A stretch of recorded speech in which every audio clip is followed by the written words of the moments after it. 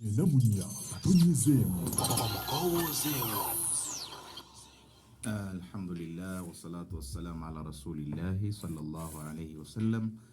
Nyongera kukulisaayo gwe munnange wenna gwe twatambudde naawe era gwe tukyali naawe kuva mawulire ate ag'essaawa essatu tukkiriza mu bufunze budde bwaffe twongere kubanga ate twongeraku okulaba nga tusoma teweerabira nti omusomo gwaffe gwe tuliko guyitibwa kaifiyatu taamulati nabii sallallahu alayhi wasallama oba kaifiyatu taamuli nabii sallallahu alayhi wasallama ma asnafi annas almukhtalifin. Tutunulira enkolagana y'omubaka Muhammad sallallahu alayhi wasallama ne groups n'ebibinja emiteeko gy'abantu ab'enjawulo butya bwe yagenda mu maaso w'ekitiibwa sallallahu alayhi wasallama okubanga akolagana n'abantu abo ab'enjawulo. Era nga wenjagala okutegeereza nti tulabye nabiyullahi Ayubu alayhi salam ng'omu ku bannabbi. Nakutegeeza era nga nnyongera okugamba nti bwe tuba tunulira bannabbi ba Allah subhanahu wa ta'ala tetulondomamu olw'okuba nti missoni yaabwe bonna yali emu, kale n'olwekyo tutunulirako ku bannabbi ab'enjawulo ng'omubaka sallallahu alayhi wasallama bw'atyo bwe yalagirwa era n'abeera nga Allah subhanahu wa ta'ala yamukubiriza okutunulira ennyo banne abaamusooka butya life experience yaabwe bwe yali mu kaseera nga Allah abatumye butya bwe baawangaala, naye bw'atyo atunulira embeera yaabwe asobole okulaba nga ate naye ageraageranya n'obuwangaazi oba n'embeera y'obuwangaazi bwe bw'ayinza okuba nga atambula. N'olwekyo naffe bwe tutyo tujja tutunulira ku bannabbi ab'enjawulo ng'era gwe twakatunulirako amu ku bo ye nabiyullahi Ayubu alayhi salam. Nkunnyonnyodde ne nkulaga butya biki byayiseemu okuva lwe twamutandika. Ng'era olunaku olwaliro insha Allah njagala okwongera okutegeeza nti aya zigenda mu maaso ku nsonga y'emu gye tukyaliko nga Allah subhanahu wa ta'ala ayogera ne ku nabbi abalala. Agamba nabbi ki oyo? Ayongera nayogera ku nabbi we omulala ayitibwa nabiyullahi Yunusu alayhi salam, ng'era naye tugenda kumutunulako katono biidhnillahi tabarakahu wa ta'ala, tulabe naye ate Allah tabarakahu wa ta'ala butya bwamwogerako. Njagala okutegeeza nti nabiyullahi Ayubu alayhi salam nga bwe tumumaliriza ebyo tumuyizeemu Allah subhanahu wa ta'ala bye byatusobosezza okuba nga tetumuyigako, kkiriza ate omulundi omulala tulabe ku bannabbi abalala. N'ennabbi we tugenda okulaba ye nabbi ayitibwa Yunus alayhi salam. Allah subhanahu wa ta'ala agamba atya? A'udhu billahi minash shaitani rajim. Agamba Allah subhanahu wa ta'ala wa dhannuni idh dhahaba mughadiban وذنون إذ ذهب مغاضبا فظن أن لن نقدر عليه فنادى في الظلمات أن لا إله إلا أنت سبحانك إني كنت من الظالمين فاستجبنا له ونجيناه من الغم وكذلك ننجي المؤمنين. tujakomaawo. Allah subhanahu wa ta'ala suratul anbiya gye tukyalimu njagala okutegeeza gwagoberera era awuliriza omulungi. Suratul anbiya eyo aya ya 87 Allah wagamba ti wadhannuni idh dhahaba mughadiban فظن أن لن نقدر عليه فنادى في الظلمات أن لا إله إلا أنت سبحانك إني كنت من الظالمين. Bano bannabbi betutunulako olwaleero babadde mu bigezo eby'enjawulo. Tugenda tulaba ku bannabbi ba Allah ng'abamu ku bantu abali mu bigezo, ngeri ki gye beeyisaamu, butya bwe bakwata ensonga wakati waabwe ne mukama waabwe Allah subhanahu wa ta'ala. Kuba gwoyinza okulowooza nti olw'okubanga Allah tabarakahu wa ta'ala bano yabatuma bo tayinza kubanga abagezesa olw'okuba nti bebaleese message, naye ekyo twakiraba nabbi sallallahu alayhi wa sallam yatukakasa ku mulundi gwe twasembayo okubeera nga ate tusinkana, twalaba nga nabbi sallallahu alayhi wa sallam yategeeza nti aktharu nnasi bala humul anbiya au kama qaala, oba al anbiya hum aktharu nnasi bala. Abannabbi ba Allah tabarakahu wa ta'ala be bantu Allah basinga okugezesa, be bantu abasinga okugezesebwa eri Allah subhanahu wa ta'ala. N'olwekyo ayogera ku Dhannun. Dhannun yuqaalu innahu sahibul hut, ayogera ku nabiyullahi Yunus. Allah agamba nti idhahaba mughadiba bwe yagenda jjukira ekiseera gwe Muhammadi nannyini kyennyanja oba oli ow'ekyennyanja bwe yagenda nga anyiize fadhanna an lan naqdira alayhi n'alowooza nti Allah subhanahu wa ta'ala tajja kubanga bw'atyo amukwatako fanaada fi dhulumaati oluvannyuma bw'atyo yalaajana ng'akoowoola wabula ng'ali mu kyennyanja lubuto lw'ekyennyanja lwalimu la ilaha illa anta nga bw'atendereza nti teri asinzibwa mu butuufu okuggyako ggwe mukama waffe Allah subhanaka wayawukana inni kuntu min adh-dhalimiina mazima ddala nze mbadde mu bantu abeeryazaamaanyizza oba ndi mu bantu abeeryazaamaanyizza. Allah agamba nti fastajabna lahu ne tumwanukula amakulu ne mwanukula edduwa ye n'okulaajana kwe wanajjaynaahu min al-ghammi n'amujja mu kizibu kye yalimu mu buzibu bwe yalimu mu kkomera Allah mwe yali amusibidde wakadhalika nunji almu'miniina Allah n'agamba ekyo tekikoma kwoyo yekka wabula n'abakkiriza bonna basobola okukifuna Allah nabo asobola okuba ng'abajja mu buzibu bwe bumu. Kale nno kkiriza nga tugamba awo Allah subhanahu wa ta'ala kiki ekyaliwo okutuuka okubeera nga bw'atyo ayogera ku Dhannuuni sahibul hut nannyini kyennyanja. Aya zino gwe wenna agenda mu maaso n'okuba ng'owuliriza Allah tabarakahu wa ta'ala agamba nti hadhihi alqissa nga bwe tukyogeddeko batunyonyola hadhihi alqissatu madhkuratuha huna wa fi surati madha fi surati al-anbiya era ojja kisanga fi surati as-saffati wa fi surati an-nun wadhalika anna yunusa ibn matta alayhi salam ba'athahu Allah subhanahu wa ta'ala ila ahli qaryatin biismi Nainawa wa hiya qaryatu min ardi al-Mawsil. Dhannuni Allah subhanahu wa ta'ala gwayogeddeko wali mu aya zitukulembeza okusoma yani ye nabiyullahi Yunus alayhi salam. Bategeeza nti ekyafayo kino tekiri mu suratul anbiya yokka kubanga mu suratul anbiya tugambye aya ya 87 paka ku 88 naye Allah subhanahu wa ta'ala ekyafayo kyakinyumya mu samare mu Qur'ani then bannabi afaayo ne batugaziyiza ebintu ebyo ne mu tafsiri ez'enjawulo bwe batyo abavunuzi ne babireeta. Bategeeza nti Yunus ibn Matta y'omu ku bannabbi ba Allah subhanahu wa ta'ala gutusaba Allah sokusasa n'emirembe gyali ba'athahu Allahu ila ahli qaryatin Nainawa. Allah subhanahu wa ta'ala yamutuma eri abantu abaali bawangaalira ku kyalo ekimu ekiyitibwa Nainawa wa hiya qaryatu min ardi al-Mawsil nga kyekyalo ampuliriza omulungi ekimanyikiddwa nga ekimu ku byalo ekyali kisangibwa min ardi al-Mawsil. Ardi al-Mawsil olwaleero yemanyikiddwa nga ensi eya Iraka era akaalo ako kamanyikiddwa akaalo Nainawa nga akamu ku kaalo akasemberedde akeesudde okuva mu kibuga Baghdad mu Iraka naye nga kyekyalo era kyekitundu ekiddirira okuba ku mwanjo mu bitundu ebinene nnyo ebiri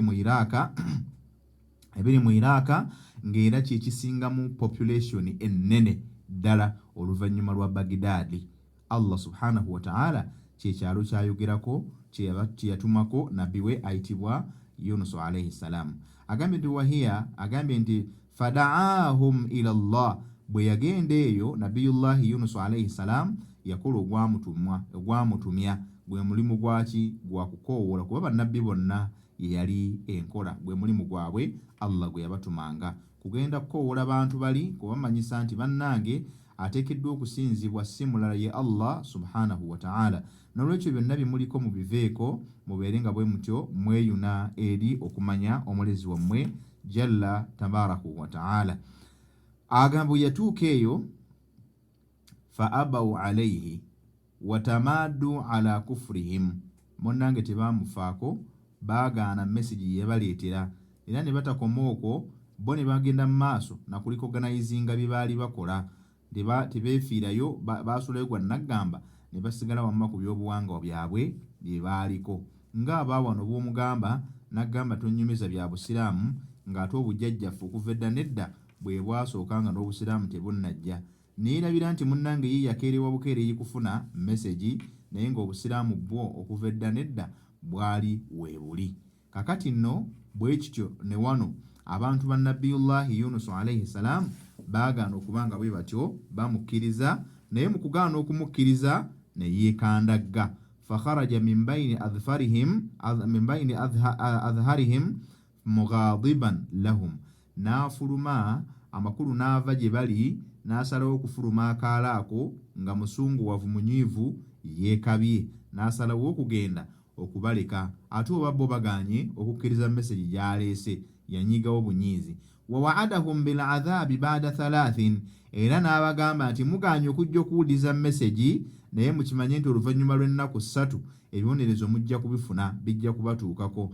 Falamma tahaqqaqu minhu dhalika, bwe bamala okubanga abantu abo kye yali abagambye kyafuuka kituufu gye bali, ddala mu butuufu baakombako, baagezesebwa abantu abo ab'ekibiina kya Nabiyullahi Yunus alayhi salam. Wa alimu anna nabiyya la yakdhib, era baakimanya nti nabbi Allah gw'aba atumye tasobola kuba mulimba ku byaba ayogedde, tasobola kuba mulimba ku mawulire g'abaleetedde. Kharaju, kye baakola nno bano, kharaju ila saharai, baakeera ku nkya bonna abantu abo ne bagenda mu ddungu, mu lusenyi. Bi atfalihim wa an'amihim wa mawashihim, baafuluma n'ebisolo byabwe n'ente zaabwe ze baali balunda zonna butereevu, n'abaana baabwe ne bakyala baabwe, ne boolekera olusenyi gaggadde, bwe batyo ne bakuŋŋaanira omwo bonna.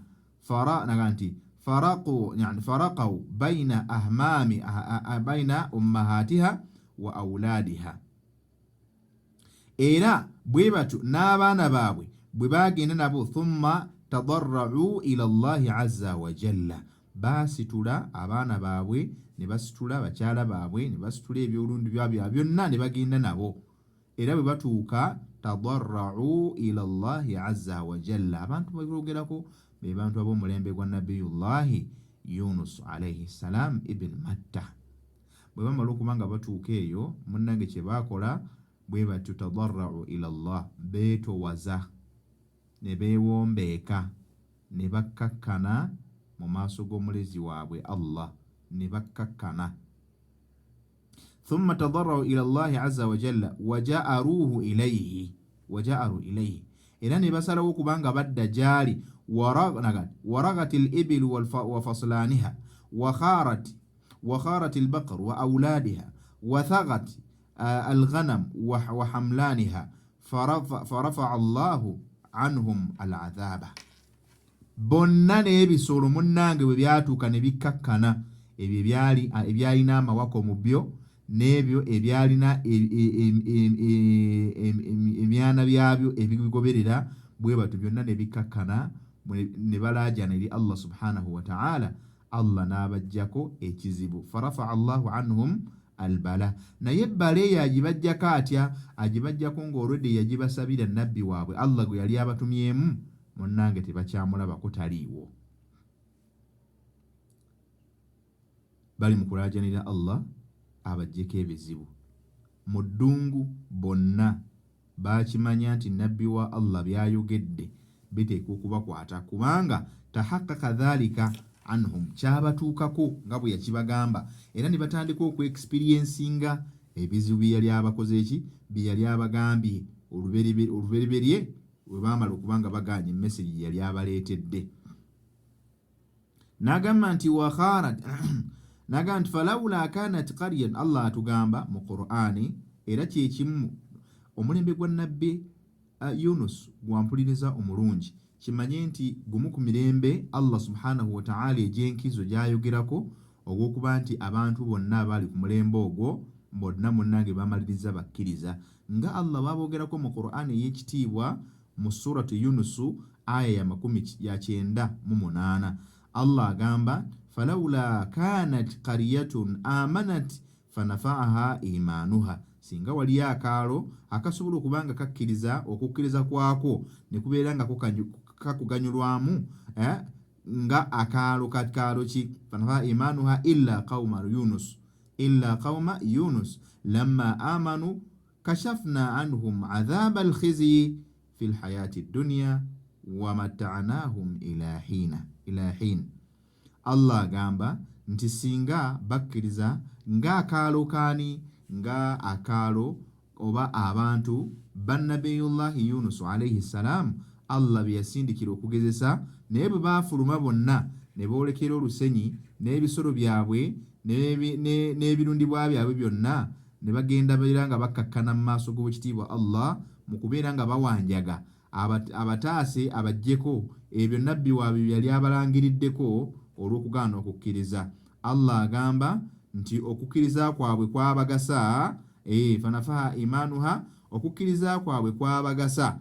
Wamatta'nahum ila hin khashafna anhum dhurra adhaba. Allah yabajjako ebibonerezo ebyo byali bibafudde abanyoomufu abawansi, n'abeera nga kuno ku nsi teyababonereza, ate wamatta'nahum ila hin, n'abeera nga Allah yabawa obulamu obweyagaza oluvannyuma lw'akaseera oba eri akaseera akagere ke baawangala kuno ku nsi, baawangalira mu bulamu nga bulungi. Wa amma Yunus alayhi salam, naye ate nabbi wa Allah ayitibwa Yunus alayhi salam, fa innahu dhahaba farakiba ma'a qaumin fi madha fi safinati falajajat bihim. Ye yagenda butereevu n'anoonya abantu ka gurupu k'abantu abaali balina eryato lyabwe nga bali yebagaddeko, naye bw'atyo n'asalawo yebagala eryato ayolekere yali asazeewo kubanga agenda. Wakhaafu, naye abantu bano bwe yali agenze nabo mu lyato, eryato baatuuka gye baatuuka nga bagenze bwe batyo mu mazzi wakati eyo bagenze batambudde distance ewerako, eryato ne litandika okukyankalana, ne litandika okuyuuga, amayengo gali kubagalizza eno ng'atya. Wakhaafu an yaghriqu, lyali linatera kubanga bwe batyo libavuunika kubeera nga bwe batyo badrawninga, ne batya okubeera nga bwe batyo bagwa mu mazzi.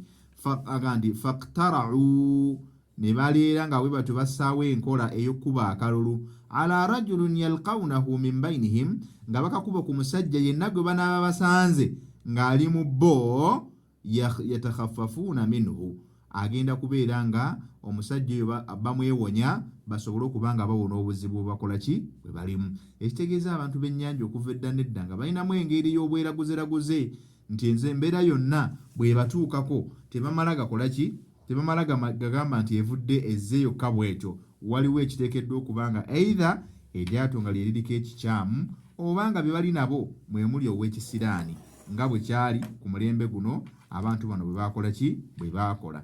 Ne bakola ki, ne bakuba akalulu kaabwe bakakuba, akalulu ako bakakuba, fawaqa'at al-qur'atu ala Yunus, ne kajja kagwa ku Yunus alayhi salam.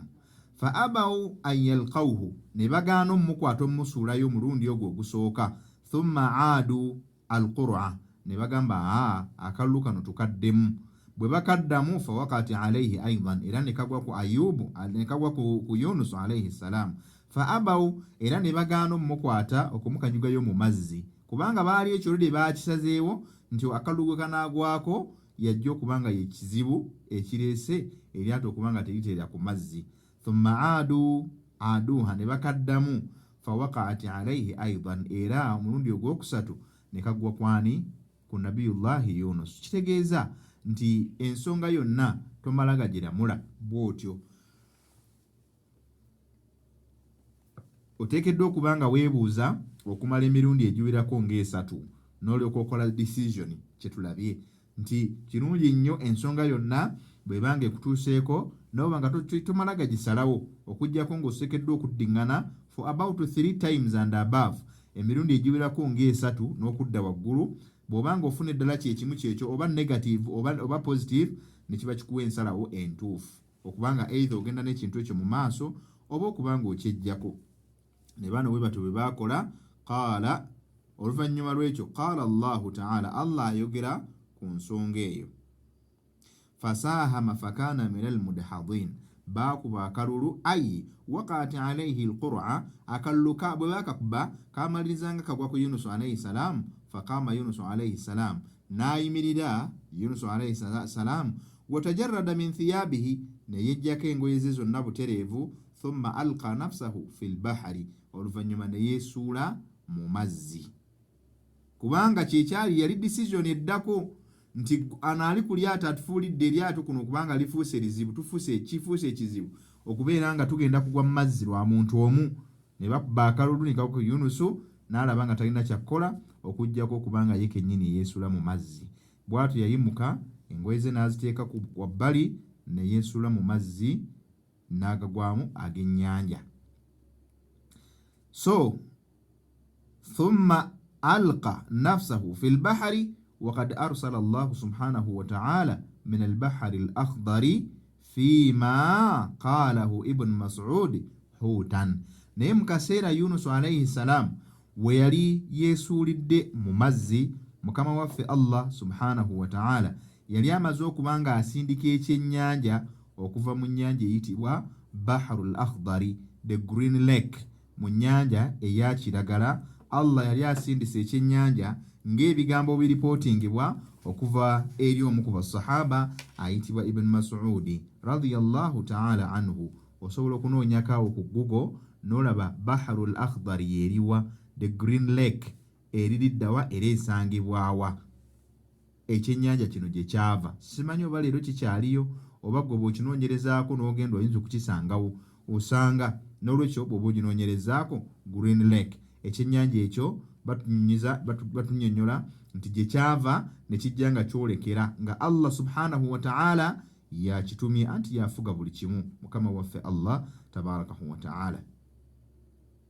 Ekyennyanja kino ampuliriza bwe kijja yashqu albihar, kyajja kiwaguzawaguza mu nnyanja ez'enjawulo.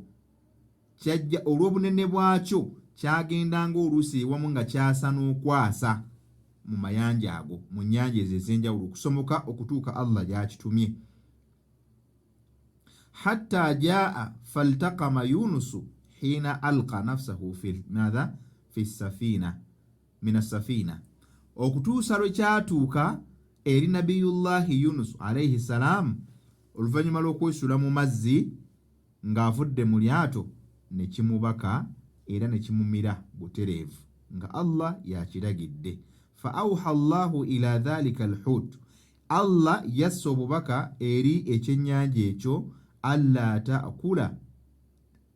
ta'kula lahu lahman, n'akigamba omuddu wange tomulya si nnyama yakulya, wala tahsham lahu azman, era tomugaayagaaya kumumenyaamenya magumba. Fa inna Yunusa laysa laka rizqan, Yunus oyo nabbi wange wabula si rizikuyo yakulya. Wa innama batnuka lahu yakunu sijnan, wabula kimanye gwe kyennyanja gwe nti olubuto lwolwo mukamawo Allah alweyambisizza nga ekkomera mwagenda okusibira omuddu we. Wa qawluhu wa dhannun idh dhahaba mughadiba, Allah mu kwogera kwe ng'agamba nti wa dhannun yani alhutu sahiba, yani صحة الإضافة إليه بهذه النسبة. الله kwe kumuyita dhannuni, awo ekigambo we kijira mu Qur'ani, yani annun hadhihi hut, kyennyanja ekinene ennyo obwagagavu nga ne mu Victoria tekijaamu. Allah yamanyi gye kyava, ate oba lugamba nti kijaamu kiyinza n'okuba nga kiri kinene nnyo obwagavu bwakyo kisukka ne ku lukwata kubanga ekyennyanja ekisinga obunene bayita whale, bayita nti ekyennyanja kisinga obunene. La'alla alhut, ekyennyanja Allah kyayogerako wano kisekuba nga kikubisamu ebyo ebimanyiggwe by'omanyi. N'olwekyo Allah kye yamumiza bw'atyo n'amusibira omwo okumala ebbanga. Wa qawluhu, n'agamba Allah idh dhahaba mughadiba, bwe yagenda nga munyiivu. Maana qala ad-Dhahhak liqawlihi fadhanna an lan naqdira alayhi ay nudayiqa alayhi fi batni al-hut, yalowooza nabiyullahi Yunus nti ye bw'anaatambula n'alekawo bali abantu n'agenda bugenzi Allah talina kyajja kumukola, naye nga Allah amutegekedde ekyennyanja kigenda kumumira amusibire omwo. Yurwa nahwa hadha an Ibn Abbas, ebigambo bireeterwa ku nsonga eyo nga bijjibwa kuva eri ku basahaba ayitibwa Ibn Abbas wa Mujahid n'omulala Mujahid wa Dhahhak wa ghayrihim واختاره ابن جرير واستشهد عليه بقوله تعالى yabireeta byaleeta ebigambo ebyo era ne bayongerezaako bwe batyo ebigambo bya Allah subhanahu wa ta'ala waman qudira alayhi rizquhu falyunfiq mimma ataahu Allah yenna Allah gw'abaageredde n'afuna kyafunye mu butono bwakyo oba mu munene bwakyo falyunfiq mimma ataahu Allah atoole ku ekyo Allah kyamuwadde kyabaawayo okusinziira ku kigero ku kugeraageranya kwe la yukallifu Allahu nafsan illa ma ataaha Allah takaka mwoyo kutoola kyekutayinaako obusobozi era takaka mwoyo kutoola okujjako ku ekyo kyabaaguwadde sayaj'alu Allahu ba'da usrin yusra mukama waffe Allah wakukuteerawo obusobozi era wakuteerawo obwangu wonna woba ofunye obukalubo oba obuzibu bwe kimanye nti Allah bw'aleeta obuzibu wabaayo okubuvuunuka waqaala Atiyya al-Awfi omu ku bamanyi era ayogera ayitibwa Atiyyatul Awfi fadhanna an lan naqdira alayhi Allah wagambira nti fadhalla an lan naqdira alayhi atuvunira agamba nti ayi naqdi alayhi nti yalowooza Allah tasobola kumumalawo oba Allah tasobola kulamula ku nsonga eyo yakola kaannahu ja'ala dhalika bimaana taqdiri ng'ekyo Allah alinga eyakifuula nti okugera okumugerera nti yalowooza Allah tajja kumusobola oba kumugerera fa inna al-araba taqul abawarabu bagamba qadara يعني قدر وقدرة بشوغرا بمعنى سواء أو بمعنى واحد بيونا بينكنا وقال الشاعر أيقر متونتمي وامجز قال يا جامبا فلا عائد ذاك الزمان الذي مضى تباركت ما تقدر يكن فلك الأمر يا جامبي بيجامبون بيامجز إلى بيابنا التوحيد fala aidun yagala tewali kigenda kudda gyoli dhaaka yawmanin dhaaka zamanun munnange tekigenda kudda gyoli ekiseera fala aidun dhaaka zamanu tekigenda kudda gyoli ekiseera alladhi mada ekyo ekiba kiyiseewo tabarakta wayawukana mukama waffe Allah ma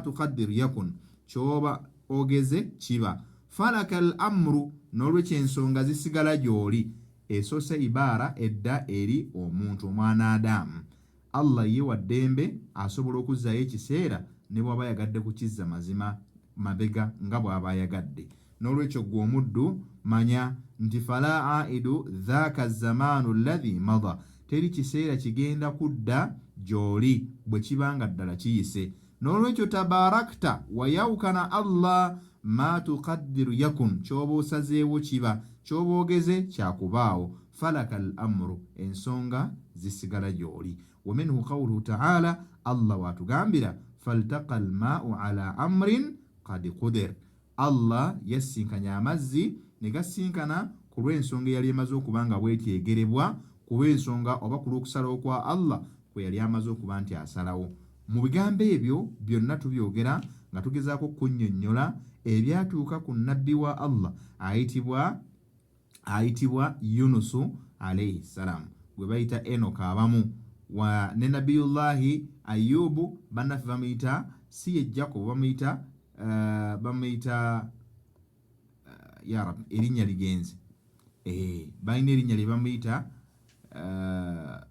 Job ndowooza Job so si Jacob waliwo balina Jacob ne Job I think it's Job so wa qawluhu Allah gamba fanada fi dhulumati an la ilaha illa anta subhanaka inni kuntu min adh-dhalimina bino bitwagambye nti bannabbi ba Allah ne babeera mu kizibu munnange bajjukira nnyo mukama waabwe Allah kateebereza ekyennyanja kimumize ali mu kyennyanja munda n'agamba atya fanada fi dhulumati an la ilaha illa ant subhanaka inni kuntu min adh-dhalimin yatkoola ng'ali mu kizikiza eky'olubuto lw'ekyennyanja an la ilaha illa anta waalajana mu kutendereza Allah munnange mukama wange teri asinzibwa mulala atali ggwe subhanaka wayawukana Allah inni kuntu min adh-dhalimina mutuufu mbadde mulyaza amaanyi kiri kyenkoze neeyazaamaanyiza nendeka ekisinga obulungi nensalawo okutwala ate ensonga gye enviriddeko akabasa. Qala ibn Mas'ud agamba nti dhalla, agambe nti dhulumatu batnu lhut, yali muki agamba fi dhulumat, Allah dhulumat zayogerako. Dhulumat tegeza mu bizikiza, so si kizikiza kimu. Ma hiya dhulumatu thalatha, byebiriwo ebizikiza ebyo ebisatu abamanyi batugamba. Ekisooka dhulumatu lhut, yali mu kisikiza ky'olujuto lw'ekyennyanja kubanga mu lubuto teriyo ttaala. Qala wa dhulumatu lbahr, ng'ate si kyekyokka ne mu nnyanja, mu kizikiza mu nnyanja mulimu ekizikiza. Wa dhulumatu layli, ate n'ekizikiza ky'obudde obw'ekiro. Wakadhalika ruwiya an ibn Abbas, era bigambo bwe bityo bireetebwa okuviira ddala ku ibn Abbas wa Amr bun Maymun, ne Amr bun Maymun wa Sa'id bun Jubairi wa Muhammad bun Ka'b wa Dhahhak wal Hasan wa Qatada, bonna bwe batyo boogera. Wa qala Salim ibn Abi Ja'far aw ibn Abi al-Ja'd, dhulumatu hutun fi batni hutin fi dhulumati al-bahri. Awo nno bwe tugenda okukoma mu ebyo byategeezezza ebizikiza ebisatu nga Nabiyullahi Yunusu alaajana. Awo nno bwe nkutereeza gwe wenna ali ku namba kuba ku radio ku 94.1 Birali FM, ojja kuyita ku namba zaffe gonna gutambudde naawe nga tuwunzika. Oba oli awinza okubaayo n'ekigambo ku namba eya 0759 05 86 66 kuoba oyita, mpozi ne ku 0787 11 05 10 kujja okuyita insha Allah. Naye nga nnyongera okwebaza gwe wenna gwetambula naawe. Barakallahu fikum wa jazakumullahu khaira. Yita ku namba ezo buterefu osobole okubaako n'ensonga oba oliawo gye tuyise nayo gye badde tambula naawe okuva lwe twatandise. Ate nga nnyongerera okutegeeza nti omukutu gwaffe bwe guli guyitibwa Islamic Inheritance, oba oyinza okussaamu Inheritance in Uganda. Bw'otyo n'ogenda ku mukutu ogwa YouTube, ezo vidiyo nkusanga ojja kuzisangayo. Ojja kubanga bw'otyo oyongera okubanga oyiga ebikuyiseeko n'oweyongera okubitegeera, oba oliawo n'ebyotakutte n'oyongera okubirivayizinga mu misomo gyegimu n'emisomo egy'obusika egy'enjawulo ojja kugisangayo ku Islamic Inheritance Consultancy in Uganda oba Inheritance in Uganda. Ojja kubanga obifuna. Gendayo subscribinge, okoone ewali akamyufu, okomentinge, owulirize, osharinge n'abalala basobole okwegatta ku mukutu gwegumu. Nyongera okwebaza olw'okwekuumirako, era nyongera okujjukiza gwe wenna akyagenda mu maaso kubanga otuwuliriza nti programu weeri ey'okusomesa gwayagala okubanga osomesa eddiini ey'Obuyisiraamu oba theology teachings, oyagala okuyiga butebe babisomesa, okufuna tactics, jangu bwotyo wekwate Sheikhs and Teachers Forum program yaggulwawo weeri etambula n'ennamba mputerefu nazikuwa naye kugamba nti kusobola okubanga bwotyo oyita n'osobola okubanga ate ofuna okumanya okusingako awo oba okubeera nga ate programu ofuna okugitegeezebwa mu mbeera ennungi. Jangu tukakabiriza kawempaawo wetulina akasenta wetujja wetusobola okubanga bwetyo tusoma mpola mpola biidhinillah. Ngambye gwe aliko osobola okuyita ku 075 0586 gyoba osembyayo, oba ku 0787 11 05 10. Jangu obeere ng'oyiga naawe ayagala okuyiga thanawi oba ayagala okubanga bw'oti osoma thanawi oba idaadi oba ibutida, naawe tugamba insha Allah enteekateeka weeri.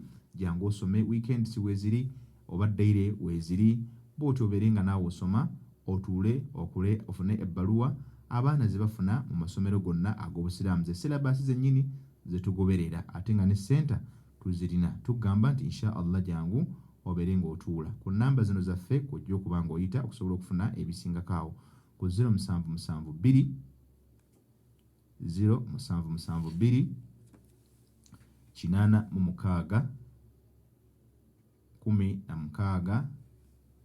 16 87 oba ku 070 070 070 8 09 1822 0709 070 0708 09 1822 nosembyayo 0703 070 3